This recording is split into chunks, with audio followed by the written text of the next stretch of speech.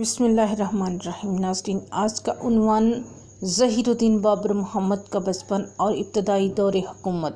ناظرین، آج ہم آپ کو وقت کے پردے ہٹا کر تاریخ کے اس دور میں لے کر چلتے ہیں جب وسط ایشیا کی وادیوں میں ایک ایسا بچہ پیدا ہوا جس کا مقدر دنیا کی عظیم سلطنتوں میں سے ایک مغل سلطنت کی بنیاد رکھنا تھا۔ یہ کہانی ہے ظہیر الدین محمد بابر کی، ایک ایسے بادشاہ کی جو تلوار کے ساتھ ساتھ قلم سے بھی بے پناہ محبت رکھتا تھا، جو جنگجو بھی تھا اور شاعر بھی، اور جس کی شخصیت میں بہادری، حکمت اور صبر سب یکجا تھے۔ بابر کا نسب اور خاندانی پس منظر۔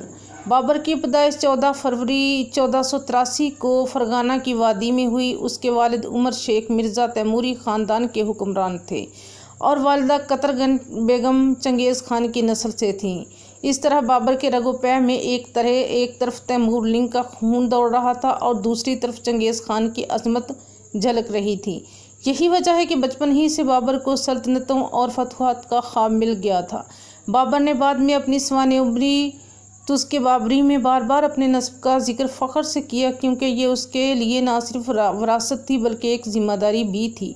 بابر کا بچپن اور تربیت۔ بابر کا بچپن شاہی محل میں گزرا۔ اگرچہ وہ شہزادہ تھا مگر اس کی پرورش سختی اور تربیت کے ماحول میں ہوئی۔ کم عمری ہی سے گھڑ سواری، تیر اندازی اور تلوار بازی کی مشق اس کی زندگی کا حصہ بنا دی گئی تھی۔ ساتھ ہی بابر کو تعلیم سے بھی گہرا لگاؤ تھا۔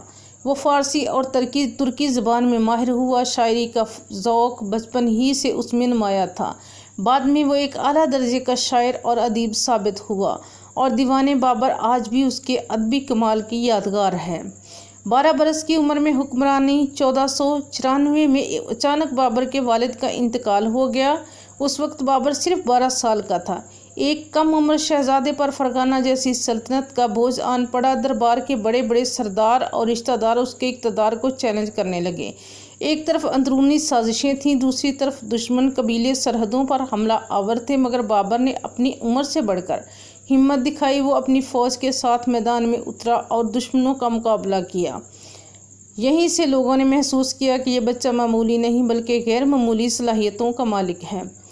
پہلی بڑی خواہش سمرقند کی سلطنت۔ بابر کے دل میں شروع سے ایک خواب تھا، سمرقند پر حکمرانی۔ یہ وہی شہر تھا جو تیمور لنگ کی سلطنت کا مرکز تھا۔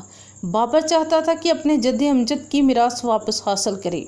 چنانچہ 1497 میں صرف 14 برس کی عمر میں بابر نے پہلی بار سمرقند پر قبضہ کیا، لیکن اس کی حکومت زیادہ دن قائم نہ رہ سکی۔ صرف 100 دن کے بعد بابر کو شہر چھوڑنا پڑا۔ یہ اس کی زندگی کا پہلا بڑا امتحان تھا۔ مشکلات اور آزمائشیں۔ بابر نے اپنی نوجوانی کا بیشتر حصہ اقتدار کی جنگ میں گزارا۔ کبھی سمرقند کے دروازے اس کے لیے کھلے تو کبھی اسے وہاں سے نکال دیا گیا۔ کبھی اپنے ہی سردار اس کے خلاف ہو گئے اور کبھی پڑوسی حکمرانوں نے اس کے علاقے پر قبضہ کر لیا۔ بابر نے کئی بار ناکامیاں برداشت کی مگر ہمت نہیں ہاری۔ اس کی زندگی کا یہی پہلو اسے دوسروں سے ممتاز کرتا ہے۔